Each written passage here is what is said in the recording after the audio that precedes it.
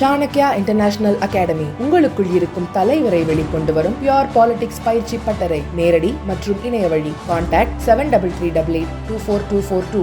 போதைக்கு பயன்படுத்துவதற்காக சரக்கு ரயிலில் கடத்தப்பட்ட 2 கோடி ரூபாய் மதிப்பிலான தடை செய்யப்பட்ட இருமல் மருந்து பாட்டில்களை பாதுகாப்பு படையினர் பறிமுதல் செய்தனர். மேற்கு திரிபுராவில் ஜிரானியா ரயில் நிலையத்தில் தடை செய்யப்பட்ட மருந்துகள் கடத்தப்படுவதாக பாதுகாப்பு படையினருக்கு ரகசிய தகவல் கிடைத்தது.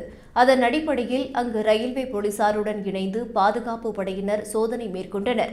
அப்போது ஒரு சரக்கு ரயிலில் இந்தியாவில் தடை செய்யப்பட்ட 90,000 ஸ்கஃப் இருமல் மருந்து பாட்டில்கள் இருப்பதை கண்டறிந்த போலீசார் அவற்றை பறிமுதல் செய்தனர்.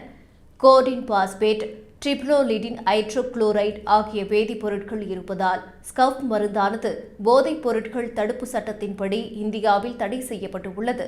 பறிமுதல் செய்யப்பட்ட மருந்து பாட்டில்களின் மதிப்பு 2 கோடி ரூபாய் இருக்கும் என கணிக்கப்பட்டுள்ளது. டில்லியில் இருந்து திரிபுராவுக்கு அந்த மருந்துகள் கடத்தப்பட்டதாக தெரிய வந்துள்ளது. சமீபத்தில் மத்திய பிரதேசத்தில் டை எத்திலின் கிளைக்கால் கலந்த இருமல் மருந்தை குடித்து 20 குழந்தைகள் உயிரிழந்த நிலையில் போதைக்காக தடை செய்யப்பட்ட இருமல் மருந்து கடத்தப்பட்ட சம்பவம் அதிர்ச்சியை ஏற்படுத்தியுள்ளது.